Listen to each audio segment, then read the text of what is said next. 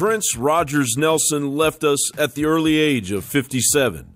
Way too young and sudden. We lost a master musician who will go down in contemporary music history as the modern equivalent to Mozart. Prince had mastered 27 instruments by the age of 19 and played every instrument on his debut album. He then proceeded to sell over 100 million albums worldwide in his long and winding career. During the middle of his career, Prince had a very public falling out with the music industry, his record company Warner Brothers in particular, when in 1996 he wrote "slave" on his face and changed his name to a symbol. Prince regained his catalog only after, as Billboard reports, the ability to terminate master recording copyright after 35 years was granted in the Copyright Revision Act of 1976 and became effective in 1978, the year that Prince's debut album came out. It's obvious now that artists are supposed to own their master recordings. I mean, in the future, it'll be unconscionable to even think you can take somebody's creation and claim ownership of it. And this should serve as a possible clue to his unexpected demise, as many questions surrounding Prince's gradual decline in health and his eventual death in an elevator at his sprawling Paisley Park home arise. Prince was worth an estimated $300 million. Did he leave a will? Minnesota law states his vast fortune will go to one of his remaining siblings if he left no will. Where will his money and vast royalties go? Prince recorded countless hours of music that were relegated to a vault, far away from the thieves dominating the record industry. Does Prince's death place his catalog back in the hands of the record company? His last Instagram message says, "Just when you thought you were safe." Was this a reference to the record company hellhounds on his trail? And his second to last Twitter post was a picture of Edward G. Robinson. Is this a clue? Edward G. Robinson died from an unexpected and aggressive bout with bladder cancer. Was Prince dying? The nature of Prince's deteriorating health is still somewhat of a mystery. While on his solo piano tour, his plane was diverted to an Illinois airport. He was given a shot in order to counteract a reported opiate in his system. He was told by the doctor to stay for 24 hours for observation, but he left for his Paisley Park home after just 3 hours because the hospital wouldn't grant his entourage a private room. He had made numerous trips to the local drugstore, and patrons and employees at the drugstore reported that he was in frail health. But what stands out most is that Prince was on the verge of yet another wave in his career, and for the first time he had total control. Prince became a Jehovah's Witness in 2001, yet he had witnessed the hidden power structure in all of its satanic glory. His public views on the growing awareness of the New World Order were numerous, and he may have been pursuing a way to present the truth in a larger sense. This phenomena of chemtrails. And, you know, when I was a kid, I used to see these trails in the sky all the time. And so that's cool. A jet just went over. And then you started to see a whole bunch of them. And next thing you know, everybody in your neighborhood was fighting and arguing and you didn't know why. Okay? And you really didn't know why. I mean, everybody was fighting. 57 years old, he's talking about chemtrails. He's talking about how they're manipulating our water, how they're turning us into weaklings, how they're numbing us, how they're dumbing us down, how they're turning us into sheeple. Isn't it interesting that as he comes public, as he shows up on my studio and talks to me and mentions he gets a lot of his information from Alex Jones, as all of this is happening, he's dead. Wow. Some people are telling me they think he was murdered. I don't know. In an oddly related outcome, last month, Sony acquired Michael Jackson's catalog from his estate for $750 million. Michael had been complaining that the Illuminati record industry was trying to kill him up until his untimely death, something Michael's sister LaToya went on a media tour to explain after Michael's apparent overdose. Do you think it's murder? Absolutely. Remember, Michael told me repeatedly that they were going to kill him, that he was going to die. And who did it?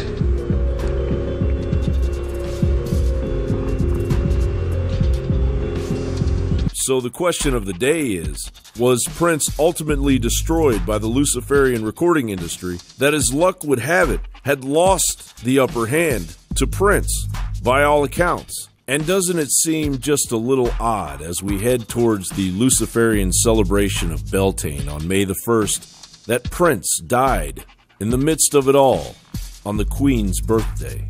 John Bound for Infowars.com.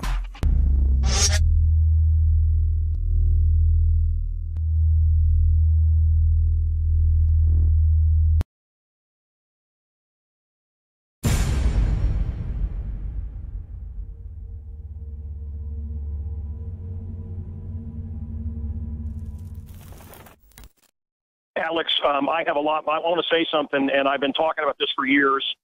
My friend Andrew Breitbart and I, and you were to be part of that show, as you remember. In fact, we recorded a segment for Fox. Andrew Breitbart was going to do a segment. I'm talking Breitbart and all these other things that he started. You know, the Ariana Huffingtons, all these other people that he puffed up on the internet. And you would watch Glenn Beck, and all he was doing was reading Breitbart. But Breitbart and I were working on a TV show, and he was going to do a thing on Fox News Channel, and he was going to do a segment called Future News, and he told me that he had video that would bring down Obama, blah, blah, blah.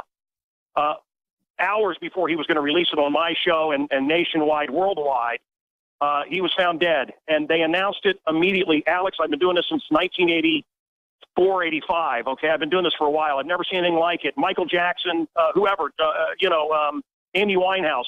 Don't jump to conclusions. We don't know if it was drugs. Wait a minute, what? I've never seen anything like it. When Andrew Breitbart died, they said dead of natural causes. Within 30 minutes of him being announced that he was dead, they said natural causes. And now with Scalia, they announced, hey, he's dead, natural causes, no autopsy. Yeah. Listen.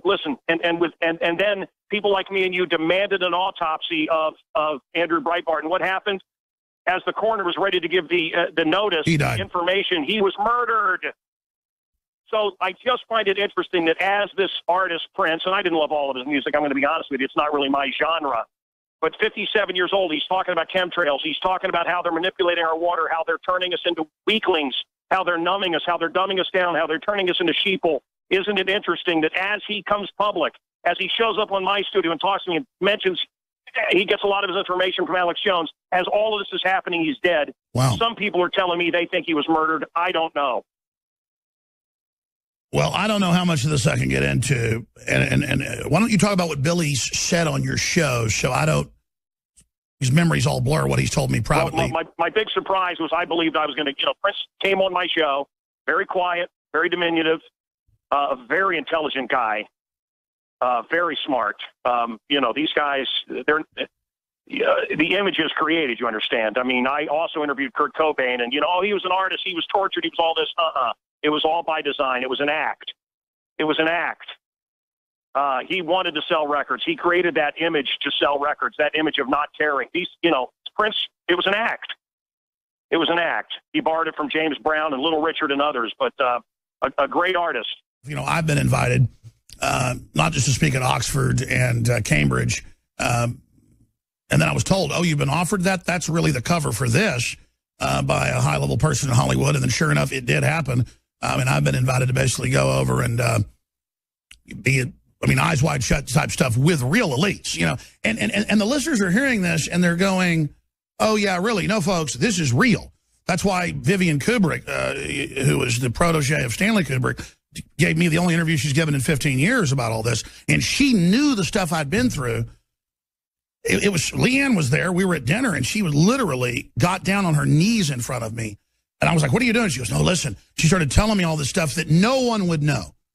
And I can't even get into it all. I just wish the public knew what was really going on. Alex, I want to tell you something. Eyes Wide Shut, brother. That movie reveals a lot. Eyes Wide Shut by Kubrick. It's an awful movie, but these parties do happen. Prince talked about these parties, not just with me, but elsewhere. And are you willing? And look, there's a great drug that my listeners have and your listeners have. And Alex, hell, you had it and I had it. And that drug is if we only had fame or we only had money or we only had this or that, we'd be happy. And I know, Alex, I know the battles that you've had in your life. But this drug we have sold people, this idea that fame will cure them. And so I understand, and people are literally willing to sell their soul for it. You and I haven't, and I want to tell you that Billy hasn't. There's a reason. How about this guy that fills stadiums and sells millions and millions of recordings, and yet they press lesser stars than Billy? Why didn't he promote it? Because he wouldn't sell out. Why did Prince disappear? Because he wouldn't sell. He wouldn't give them his master tapes. I was talking to just even Mark Dice when they were getting ready to give him a national TV show. Oh, he's awesome. With some of the folks from Motley Crue. He's in the meeting, and the head producer, not with Motley Crue, but with his big TV network, goes, "Listen, Mark, what's wrong with the devil? What's wrong with Satan?" And starts praising Lucifer and asking him to join with Lucifer. And the guy was in a religious experience trying to sell him on it. And people just don't understand. They don't know what happens next level. And then you've got all these shows where Lucifer's this sweet guy out in L.A., on TV now, and he loves everybody. I mean, these people are really trying to bring in this satanic takeover. And you look at Lady Gaga has to have bodyguards around her at night because she's terrorized by demons and ghosts and screaming and yelling and flopping around. Kesha, all these people have become just conduits of interdimensional evil, whatever you want to call it. It is insane. If you talk to anyone who does this interdimensional demonic stuff, they conjure faces and they are given their marching orders and speak to people or creatures, whatever it is, goat-headed figures, and I've heard all kinds of that's what it stuff. is. Skip the break. And they don't have mirrors. They can't sleep. They're terrified now. Think about how much fame would you like? Not you, Alex, just everybody. How much fame? How much money would you like? Would you want to be Prince, who was terrified, who was locked away in Paisley Park in Minnesota? He couldn't get away from those people. What would you like to be Michael Jackson? Would you like to be Elvis? When these people get everything, what do they want to do? They want to get away from it. But this is what they're selling us. This is every TV show aimed at our kids, Alex. Let me bring this up back to Prince. Yeah. So you're saying this wasn't even too long ago he wanted to reach out and come on my show. It was 2-3 years ago. Everybody wants to hear tidbits of this. Specifically, what did he say about the New World Order? What did he say about different issues? I had a TV show off Michigan Avenue. He came in. He put his fingers together like he was praying and put his fingers on his chin and looked at my equipment, looked at the ceiling, looked me up and down, looked around. This went on for quite some time. When we finally had some time, he was very quiet, and he said that, you and Alex Jones are the only ones that are telling it like it is. And he did talk about some parties that he had been to that were, like you said, you can say satanic, you can say Babylonian, however you want to label it. And I've been to these parties. We've talked about on this show before. Okay, so he wanted to talk. I had done a piece on the History Channel about fluoride he had seen. He wanted to talk about, you and I have talked about this a lot, the poison in the water that's dumbing us down. Folks, get a water filter. Prince was a big believer in that. And even that, it will seep in through your skin through showers, he felt. Of course it is. It was all about neutering us. It was all about dumbing us down. It's all by design. Why don't we get upset? Prince talked about seeing these chemtrails. I've seen it in Chicago, and I've been laughed at and mocked. By the way, let me play a clip because, mainstream media will say we made this up. Let's play him on Tavis Smiley a few years ago, 5 years ago. Prince, rare interview, talking about the geoengineering going on chemtrails. Here it is. This phenomena of chemtrails. And, when I was a kid, I used to see these trails in the sky all the time and say, oh, that's cool. A jet just went over. And then you started to see a whole bunch of them. And next thing you know, everybody in your neighborhood was fighting and arguing and you didn't know why. And that's Prince talking about Dick Gregory. He's been a guest many times on the show talking about geoengineering, social engineering, the fluoride in the water, name it. Hey, Alex. Mm-hmm. I did remember something, listening to that, something I remember that he said. And I've heard this a lot, and I've said it to you, and maybe I shouldn't put this out there, but, brother, I got to be very careful here for both of us. But he did give me a warning for you and for me. He felt that you and I should be very, very careful. I remember you said you talked to Prince, but you couldn't tell me what, and we should try to get him on, but it never happened, I guess. Well, I guess he came over to your show, but didn't get into all this.